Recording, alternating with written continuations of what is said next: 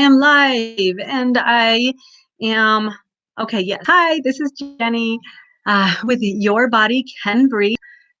This is a video that I am actually recording. Unfortunately, I could not go live in our Facebook group this afternoon. As I mentioned earlier in the week, my daughter has a gymnastics meet today at 3:30, and she's never had one before at this time, but there's always a first for everything, which means I had to adapt. So I am actually recording this on YouTube, and you can always find it living on my channel, My Body Can Breathe on YouTube. And I'm also, of course, going to post it inside our Facebook group at Your Body Can Breathe so that you guys have the direct link to jump on over and watch. What we're doing today is, what I decided to do was a question answer session because we've had if you've been with us since the beginning, you know that in December we did one 5-minute video every day from the 1st to the 24th in an event we titled 12 Days to Peace and Patience. And that was full up of just chock full of just little tiny tips, little bites that you could take throughout the month of December to keep yourself calm and collected and on top of things. And then we've also now, starting in January, every other Sunday, have done what I started out calling the Sunday Step event. Not sure if that's gonna keep. Might change that. If we can come up with a new fun catchy title, then I totally will. I'm open to suggestions. But we've talked about sugar craving cycles, and we've also talked about what carbs are good carbs and why they are good and why we need carbs, why it's important to keep them in our diet, and then what carbs give carbs the evil name, right? Why do we tend to make carbs into bad carbs and we want to avoid them? There are certain carbs we want to avoid, and we talked about that. So always feel free to go back into that Facebook group and take a look at the other videos that we have posted since the beginning of the year. And now here we are, the third one and moving forward. So I thought a question answer session would be awesome for today so that we can kind of recap and get some aha moments out of you guys. And I hope that you've been practicing a little bit more of your, eating real foods first, your practicing of the pause before we just jump into whatever's there in front of us. Our tummies get to be our eyes get to be quite bigger than our tummies sometimes. And so to take that pause is so important. I hope that you guys are giving yourselves some good old-fashioned rest and relaxation. And a lot of that is going to be incorporated into the questions that I answered today. We had quite a few. I was actually pretty excited to get your feedback. I didn't really know what to expect because I had never done a question answer session before. And it turns out I have people that are actually paying attention. So I know most of you probably are. I'm part of quite a few groups that I don't interact as much as I would like to. We all get busy and we have our own focus. We have our families and our careers and our homes, and so it's hard to participate in every single group that you're a part of and that we're a part of. So totally get it if you can't chime in, but I have faith that you are watching in your own time and that you are prioritizing your health in your own way. That's the important thing. This is all very, very individualized. And so as a result, some of these questions I will answer, but I'm not going to be able to answer them in full detail, because quite frankly, we are all so different. So without further ado, I'm just going to go ahead and jump right in and we'll see how far we get. And if we don't, I'm going to go about 45 minutes. And if we're still going strong at 45 minutes, I will cut it off and we will do another one later. All right. So, or you know what, we can even answer questions just, typing wise too, if it comes to that. All right. If anything I say, brings up some other kind of question in your mind and you think, oh my gosh, well, what about this? Or how does she mean? Or I don't understand. Then just type that below the video and we'll go ahead and address it. all right, as we go. So it's totally okay to think of more questions. That's what this is all about. All right, so I'm going to be looking over this way to make sure I get the ones that I have going. We're at 5 minutes, so good intro, and we're off. First one, how do I stop drinking coffee?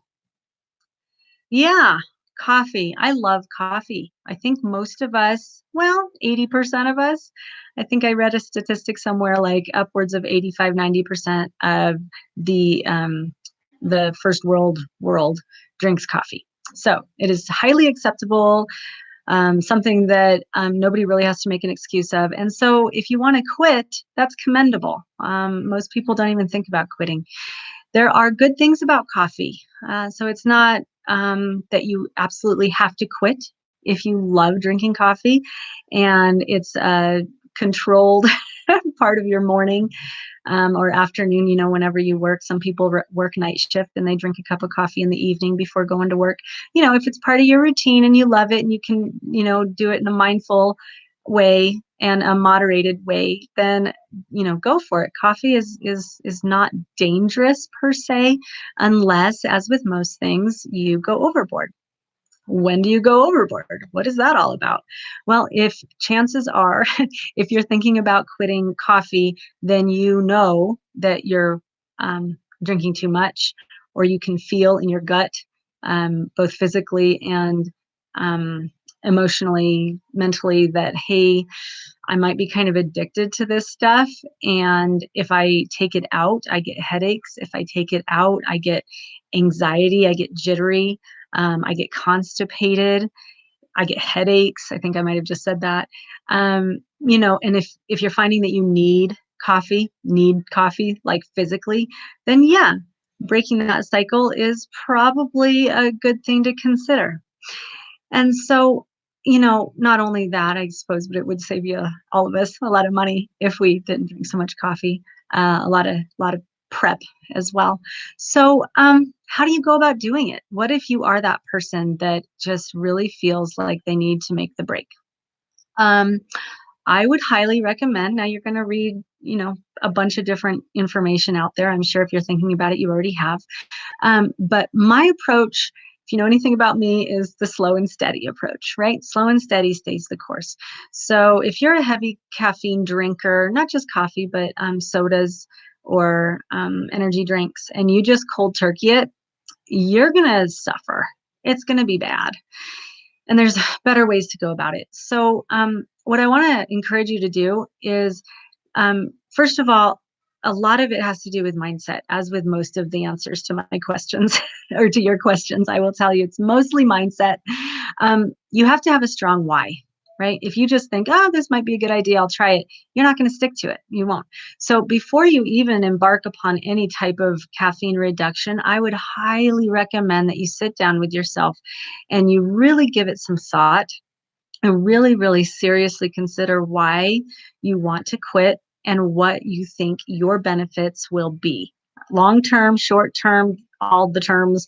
Why do you want to do this for yourself? Because that, my friends, is what's going to keep you on course and keep you, true blue towards what you want to accomplish. So, first and foremost, figure out why you're doing what you're doing. Okay. And after you've journaled that out for yourself, after you've sat and thought and really you have a picture in your mind of, yeah, I want to be caffeine free because dot, dot, dot, and get specific with yourself, then you're ready to jump in and actually with some action steps. First things first, don't just deprive yourself of coffee or caffeine. Okay. Whenever you're trying to change anything, and in this case, stop drinking coffee, don't think of it as taking things out. Okay. When you start taking things out, you start getting deprived and you start getting headaches and hungry and tired and cranky and hangry, and it's awful. And so instead, I want you to think about adding things in. Add as much in as you possibly can. Add in those hot herbal teas. You can have green tea, of course. That's a little bit of a reduction of caffeine, which is another point that I want to bring up. Is instead of going cold turkey, do half calf, drop it down, use the green tea. B12 vitamin, if you want to get practical, the lozenge ones that you just put under your tongue. Those are amazing. B12 is a great energizing supplement that you can use in place of coffee, and it has less caffeine. It doesn't do the same things to your adrenals that caffeine does. It doesn't cause that stress response that caffeine does. B12 gives you energy in a different way, and it's actually good for your nervous system. So that's another thing you could do, is pick up some B12. But add things in. You're going to get sick of me saying this, you guys, but add in those fresh vegetables, add in those fresh fruits, those whole grains, add those in, add in lots and lots of water, lots of hot tea.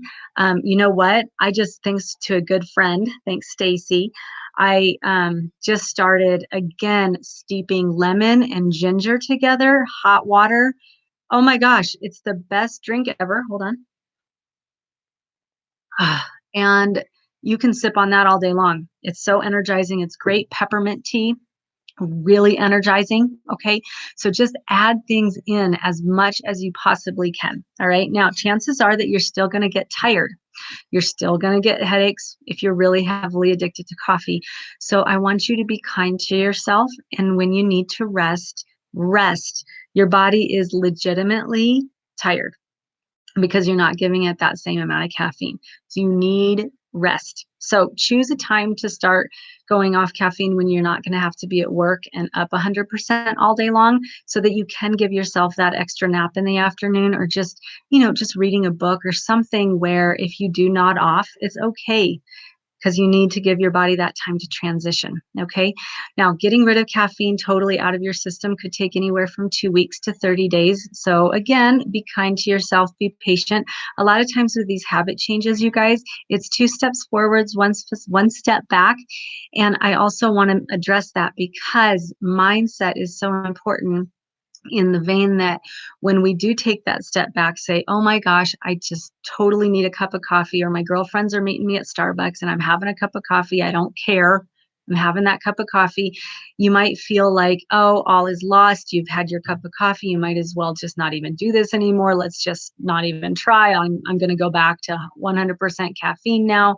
Try again next year, right? Don't do that to yourself. Okay. 1 cup of coffee, in the grand scheme of things, that's okay. It might be 1 step back, but you know what?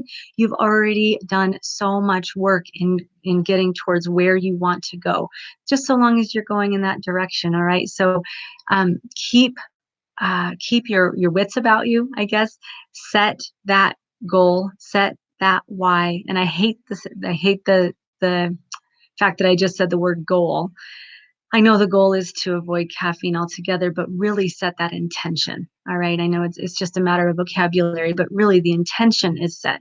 That way, if you veer off course a little bit, you can always come back to center and keep on going. All right. So slow and steady stays the course with these things.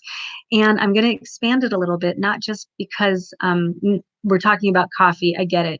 But if all this stuff applies, you guys, if you want to start eating more green vegetables or drinking more water, if you want to do these healthy things for yourself, then sit down and really think about your why first and set your intention, and then go for it little by little, slow and steady. And you know what? 6 months from now, you'll be there.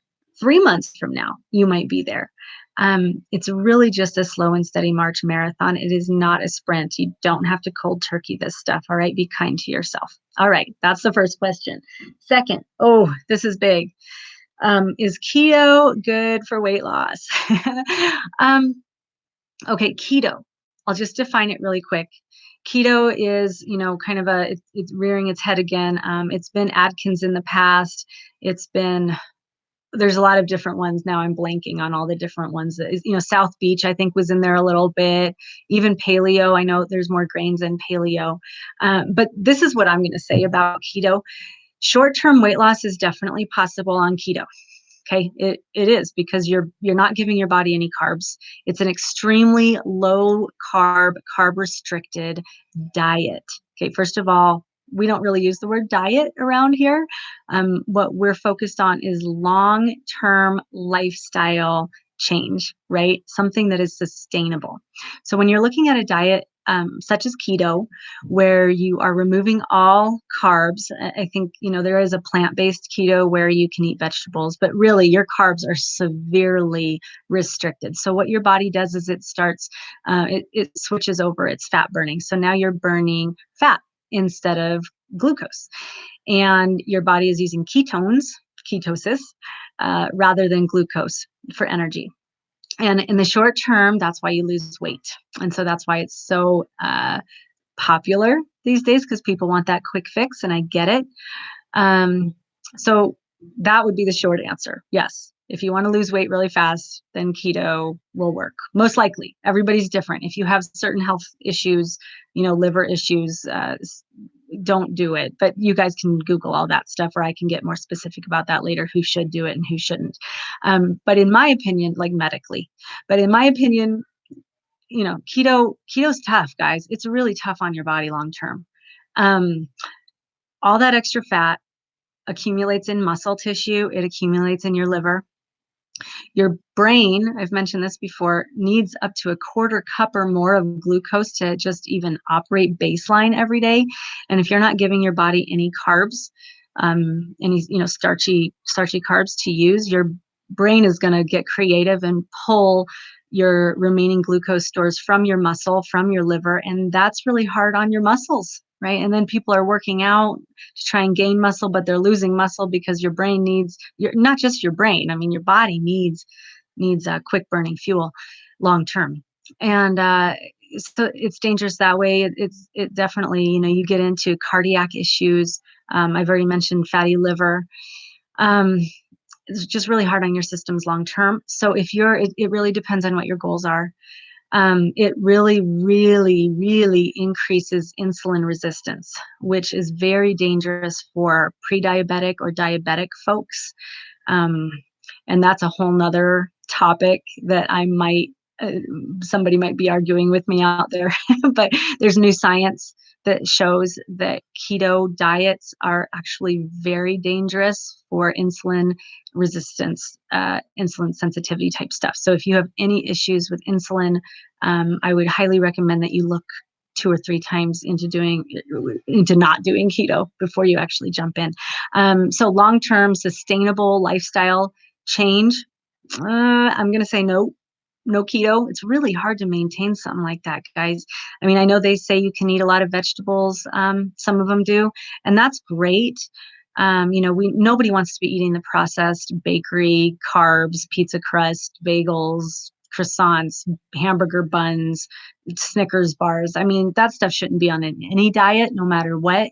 But the good whole grains like quinoa and wild rice and steel cut oats and all of those, sweet potatoes, even fruits like mangoes, strawberries. Oh, you guys, blueberries, all these wonderful, wonderful fruits and vegetables and whole grains that have so many important fiber, minerals, vitamins. Just, we need all that stuff for a healthy gut. And when you're not giving your body any of that stuff, it really, really is hard on your systems. Okay, so there you go. That's the Jenni answer. Okay, eat all your food groups. All right. What is the best walking app to keep track, to have different? At first, I thought it was just to track your steps. However, it appears that this person is looking for more of like a workout app. Okay, this is another point of not a point of contention, you guys, really. I know a lot of people love to track their calories. They like to track their workouts, their steps. They like to track how they've progressed, lifting weights. So I get it. We love to have something that we can pour ourselves into so that we can look back and say, oh, look at all the stuff I've done. I've checked off all my 30 days of exercise or whatever it is. And I get it. The thing is that I don't really know the answer to your question because my brain isn't geared that way. And I have a feeling a lot of other people might be the same as me. So I will go ahead and explain and just ask that you consider my point of view as well. We put a lot of energy that causes a lot of stress into a lot of things that don't really give us the biggest bang for our buck. Um, I would actually encourage you to enjoy moving your body because you're moving your body. Enjoy walking just for the sake of walking. So rather than focusing on tracking your workouts or tracking your steps or your calories, pay attention to your body. If you feel like going out for a walk, truly enjoy it. Don't look at it as another notch in your belt. Don't look at it as, oh, now I get to check off on my to-do list. Kind of release that pressure, off of yourself and off of that expectation to keep doing something every day just so that you can say that you did it. It's way more enjoyable to just get out there and do some things that feel good for your body. I know that sounds a little scary because we want to measure everything. And so somebody's sitting here saying you don't have to, um, is a little bit at odds with the current, I think the most popular mode of apparatus, if you will. So try it though. And as far as, watching somebody do a workout and then following that workout and doing exactly what they're doing, that's cool for ideas. It really is. If you need some ideas, if you want to get creative and do some new activities, new stretches, new weightlifting, forms, whatever it is, cool. I get it. But you know your body best, and you know what your body loves and how it feels its best doing whatever exercise or movement or stretch that you want to be doing. So just get out there and do that. Just get out there and do that, and just do, however long you have, 5 minutes, 20 minutes, an hour long, whatever you have, whatever you can give to yourself for body movement. It's super important to move your body. Absolutely. Eat well, move your body, de-stress, right? Those are like the three pillars of healthy lifestyle. Oh, and sleep. So I guess 4. But yeah, just take it down a notch and do your own thing. Okay. Oh, and that brings me to this question. Somebody asked what I eat every day. I totally hesitate to tell you, not because it's a big secret. I can totally go through my day and tell you guys what I eat. The reason that I hesitate doing that is because I don't want to encourage comparison. Everybody is so different. You guys don't need to do what I do. And quite frankly, I don't do the same thing every day. So it would be really hard for me to tell you in no uncertain terms, like this is exactly what happens every day. I do have some habits that I've incorporated into my everyday routine that I could share with you that I think are super helpful, that maybe you would want to model yourself after. But I am not, um, you know, perfect. Far from it. I have I have a lot of those one step back days, and then another couple steps forward, maybe 7 great days, and then a couple days that are just awful again. I have hormones that are all over the place. I have little kids that are nuts. I get tired. Lots of things. I think the difference, though, is that I really truly feel now that I've automated a lot of my daily habits, and so I know exactly what I'm going to do without having to think about it too much.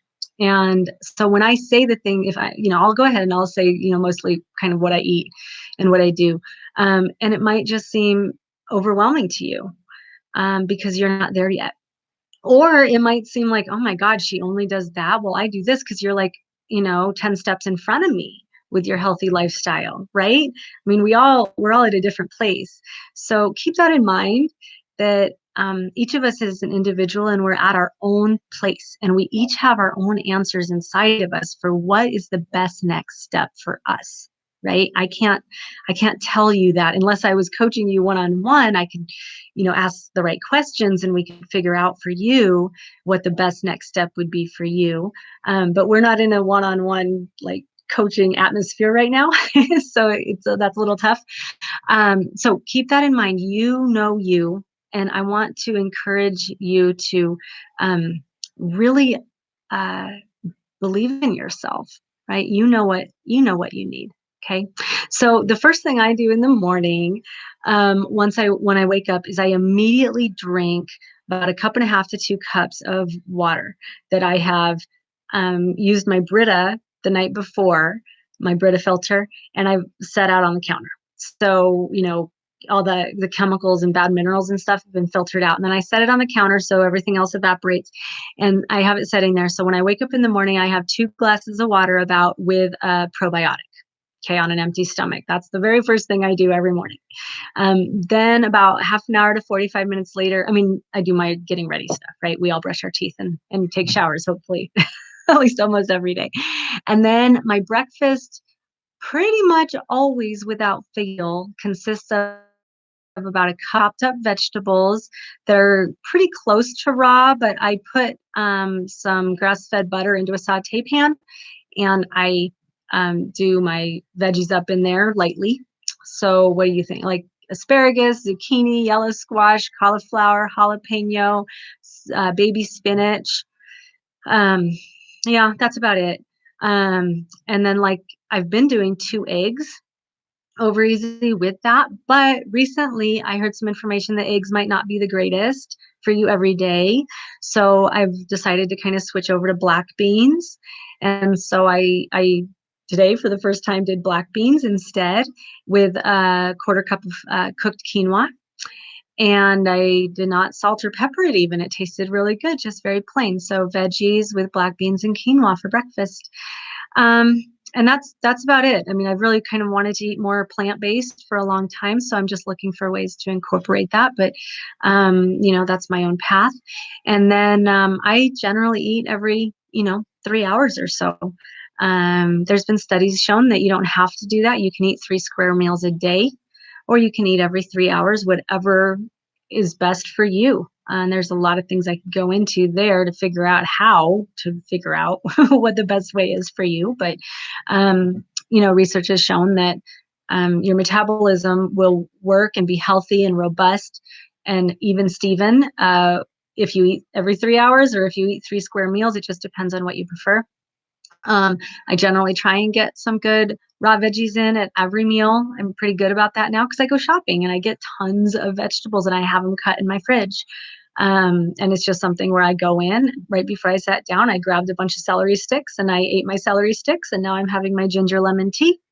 So it's something that's incorporated into what I do now. And lunch and dinner change so much. I'm not even going to go into them, but I generally eat, I eat more chicken. Sometimes I eat fish or shrimp. I'm not really a big red meat person, but I roast a lot of cauliflower. I roast a lot of Brussels sprouts and broccoli. I just recently purchased a huge head of red cabbage, and guess what? You can add red cabbage to like everything. Salads are super easy to make with a little tiny olive oil and avocado, not together, maybe an avocado, half an avocado. um, Garlic is great, just whatever, fresh, whole, real food, right? I do get cravings in the afternoon.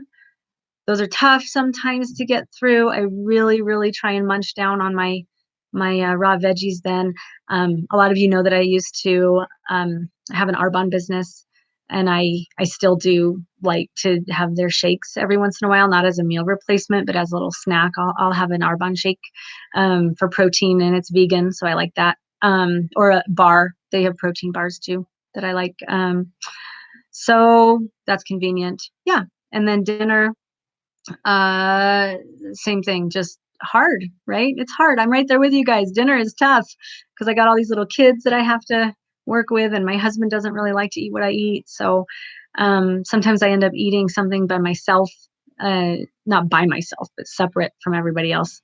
But again, it's mostly vegetables and then like a little piece of chicken or something, and some wild rice. Last night we did wild rice or quinoa or something like that. And you can spice it up differently. Sometimes I do like chili powder and lime. Sometimes I do rosemary and thyme. Look at that. It's a rhyme. Oh my God. Okay, we're at a half an hour. Um, I do take a multivitamin in the morning, and then before bed, I do that cup and a half to 2 cups of water again with another probiotic on an empty stomach. So I do my probiotics in the morning and the evening, and my multi in the morning. And that's really all the supplements that I take right now. But I would encourage you guys, if you want to know more about supplements, I don't know, tell me if you want to know more about supplements. I can tell you more below. We can do a thing on that if you want at some point. Okay, good. So just really focus on water, right? And focus on vegetables. Oh, I forgot my fruits, clementines, strawberries, blueberries, grapefruit, love them. Yeah, all that good stuff. Okay. Um, I had a question about perimenopause. What do you do? What are some tips to get through it? People are fighting this kind of thing, and I think I'm gonna pick on you a little bit on the on the word that you used. And you know who you are. I'm not going to call anyone out for questions today, but I'm going to call you out, and I don't mean to pick on you at all. But and it's just so automatic, the words that we choose. But I believe that they are so important, right? So you had said you're fighting through perimenopause. You're fighting through it. And I want you to stop and think about that for a minute. How do you feel when you're fighting something, right? How do you feel when it's a battle, right? When you're fighting your body? It's doesn't bring about any real great feelings, I don't think. Not for me, anyways. It might pump you up, right? It might get you motivated, possibly.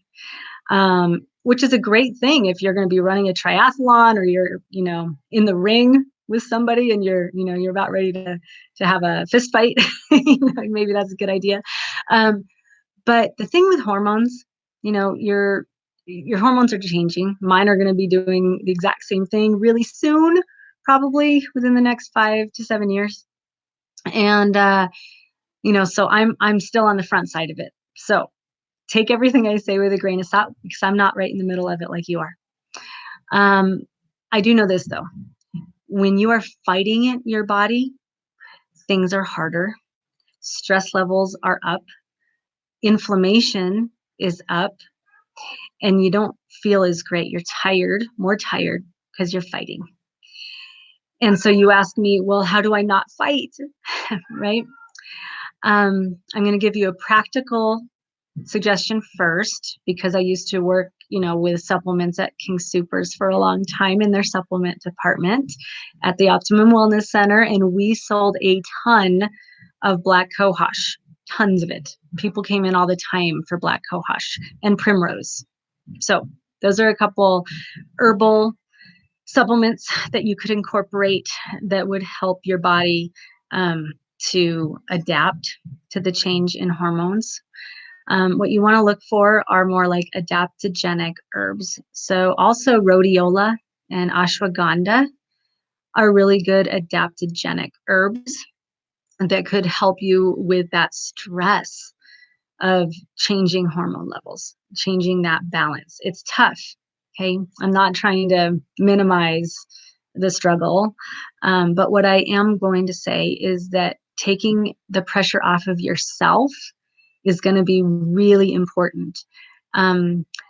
Doing a lot of really stressful activities, like working out like crazy, while your body is also dealing with the stress of trying to figure out what your hormones are doing, is kind of a double whammy for a lot of people. And taking your exercise down a notch might be just what you need. You might want to seriously consider, this isn't going to be for always, right? But maybe a week or two at first and see how you feel. But just instead of doing the hard stuff, do a lot more stretching, walking, meditating, just deep breathing. Coincidentally, or maybe not so coincidentally, I was just listening last night to the introduction to a master class on tapping.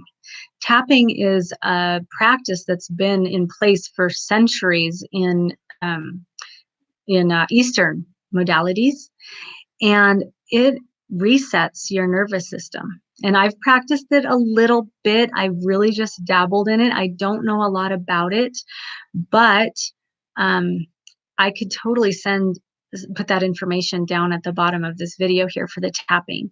And you basically, it resets your nervous system. If you have a lot of stress or past trauma or perimenopause or menopause, and you tap here, and a lot of people might think this is really crazy, but there's a lot of science now, like hard science, and you just tap different places, and there's a rhyme and a reason to it. So I'm not going to try and teach you how to do that right now because I don't know enough about it.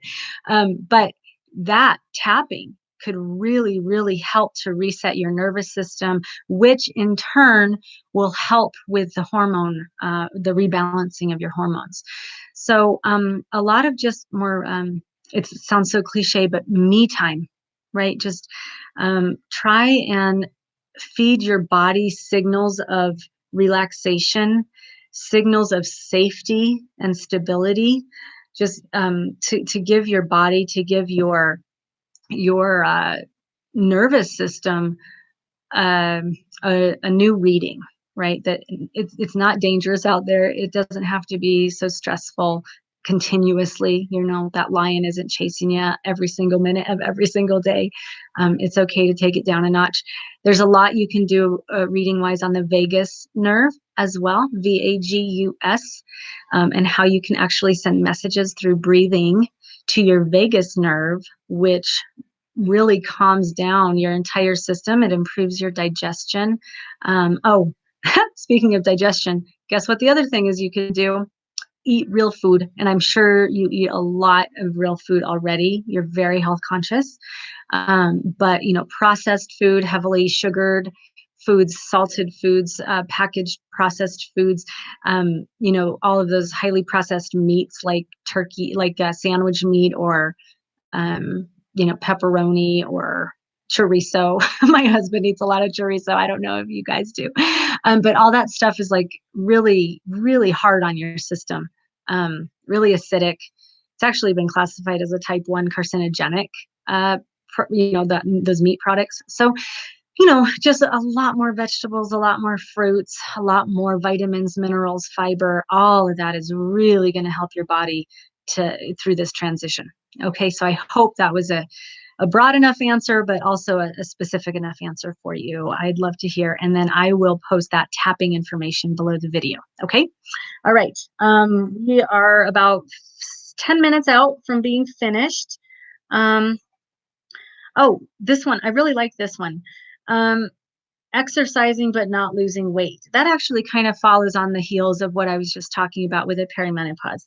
So if you're exercising a lot and you're not losing weight, I will encourage you to stop for a moment and just get your wits about you, get grounded, and think about this. When you exercise a lot, let's say you're really doing a lot of stressful, strenuous exercise, your body is thinking that it needs to conserve energy, right? Because that's what your body wants. Your body wants you to be in balance. Your body wants homeostasis. Your body wants you to not just survive, but thrive. And if you're exercising a ton, and then a lot of people, what they'll do is they'll exercise a lot and they'll reduce their calories. Okay, that is exactly they're opposite of one another, right? You're exercising a ton, which means your body actually needs more food, but then you're restricting your calories as well. So when you do eat, your body is going to seriously hold on to absolutely everything that you put into it because it needs it. It needs fuel. Your body needs fuel. And so the thing is, with all that exercise, you're basically telling your body that you need more food and you're going to hold on to everything that you eat. That's really general. That's really, really basic. But if you're not losing weight and you're exercising a lot, that might be part of it. Another thing that happens when you exercise a ton is obviously you get hungry, right? And you really need, your body craves glucose, sugar, because it needs quick energy to keep you going. And when we crave quick energy. What do we crave? We crave processed carbs. That's the quickest way and most addictive, fulfilling way to get our quick burning fuel. So we go for a Snickers bar or a donut or, oh, I deserve this latte or whatever. So you work out a lot and then you feel like you deserve to eat something that's highly caloric, but it just happens to be very processed carb. And so then that's a detriment to the entire system, right? Because then you're putting chemicals into your body and your body's like, oh, what are we doing? Let's store this as it's toxic. So let's put that out into our adipose tissue. And that's where our fat stores are, right? And so then we have more toxin in more fat, right? So we don't want to use exercise as an excuse to eat whatever we want. And it's hard. We're setting ourselves up when we do that because it's hard not to eat whatever we want after we've done a lot of exercise. We're set up for that. We set our brains up and we challenge ourselves unnecessarily. So what I would recommend, instead of really doing a ton of exercise, unless you've dialed it in, there are people in this group that have really dialed in their exercise and they know that they need to eat a ton more and they know that they need to eat a lot of real food and it supports that exercise. I mean, exercising strenuously can be really healthy if you do it in the right way. So I advocate exercise. Absolutely. You got to be careful. If you're not losing weight, which was the original question, then let's do a couple things, right? Let's take the exercise down a notch. Do just more general movement, stretching, light weights. You don't need to be doing a lot of like heavy cardio, right? And dial in on your food first. Healthy food first, real food first. That will give you the base, that will give you the springboard that you need to give you the right kind of energy and then the right kind of exercise to follow. So anyhow, keep that in mind when you're doing all of your exercise. Food first, exercise second, I guess would be the way to do it. All right, in my opinion, right? In my opinion. Okay. That brings me to the detox question. What's the best way to detox? That's a big, loaded, crazy, smoking gun question. Detox. Gosh, that's a huge subject. I'm not going to be able to finish it in 5 minutes. I swear. I'll try to do my best. So there's this thing called epigenetics. And it basically has to do with, your genes and your environment and all the toxin that is out in the world and how we as organisms relate to the environment and how our genes are then affected. So the reason I bring that up is because mostly we live in a culture now in an atmosphere where we cannot avoid toxin. We are all toxic. We all are acidic, right? You had also asked if I would recommend an alkaline acidic, like a pH balance test. Sure. It's a good marker. Like if we're acidic, then we need to get more alkaline. Being more alkaline just really improves all markers in your body for health. All systems go when we're more alkaline. When we're more alkaline, we're less toxic. I mean, it's just they kind of go hand in hand. So if you're very acidic, and you know that because you've taken a test, then it basically is just an affirmation, like, oh, I'm acidic. I should probably do something about that. And most of us are probably pretty acidic. We can't really avoid all the toxin in the world now. It's just everywhere. It's just pollution. But we can make healthier choices. And I'm going to go for it again. 3rd time's the charm. I think I've already mentioned it a couple, if not more. The one thing that we have the most control over is our food. That's it. It's our food. We've got to cut out all the excess sugar, flour, highly processed foods. We've got to cut out the foods that are not really foods that are hurting us, right? All of the artificial stuff, the preservatives, we've got to cut that stuff out. Eventually, slowly and steadily, that's good, that's long, that's sustainable, that's lifestyle, slowly cutting it all out. But we've just got to, because all that stuff is toxic. And when we put toxin into our body stores it in our fat cells. And then we have a really hard time losing weight, which is what everybody wants these days, is to lose weight. And yes, losing weight in and of itself is a worthy endeavor. because it will, oh, my phone is on. Yikes. Um, ah, help. Um, if you try and lose weight and you have a bunch of toxic buildup in your liver and in your adipose tissue, it's going to release that toxin into your bloodstream, and that's really dangerous. And then if you don't get that out of your bloodstream, it's just going to go right back into your fat stores, and you're going to plateau, and you're going to be really frustrated, and you're going to think that you're unable to lose weight, which isn't really true. But if you just try and lose weight the traditional way by cutting calories and working out a lot, then you're going to have a real big frustration, lifelong frustration on your hands. So, that mainstream way of approaching weight loss is just, it's antiquated, guys. It doesn't work. And that's why like 95% of people that go on a diet don't stay on it. And I hate to use the word fail, but they have poor self-esteem. It doesn't work. They get down on themselves and they don't want to try anymore. And it's very sad. So the best thing that we can do for ourselves is we can eat real food. And that is the biggest choice or good decision that we can make to help our bodies detoxify, because real vegetables, whole, raw vegetables, fruits, whole grains, that stuff naturally detoxifies you. Okay. Organic, non-GMO, that's the thing. It detoxifies you. It helps. They all have digestive enzymes naturally incorporated into their fibrous material, and so molecules, and so your body can digest that stuff, and it gives you energy, and it helps your body to naturally, slowly over time detoxify itself. There are definitely products you can use to help detoxify you more completely, more quickly. But that's a whole nother conversation. You already brought up, limiting the amount of toxic chemicals you use, contained in like your shampoos, conditioners, body products, deodorants, toothpaste, all that stuff. Yeah. So in like cookware, like don't use nonstick cookware. Use like stainless steel or the cast iron is amazing. Gosh, what else? Like carpet or linoleum. I mean, there's just new cars have tons of toxin in them. You wouldn't believe it, right? But they do. But that's stuff like you can't control. We all need a car, right? We all have carpet in our homes. Like you can't control a lot of that stuff. So best practice is to drink a ton of filtered water and eat a lot of real fresh foods. And you can take a digestive enzyme, take probiotics. I do that.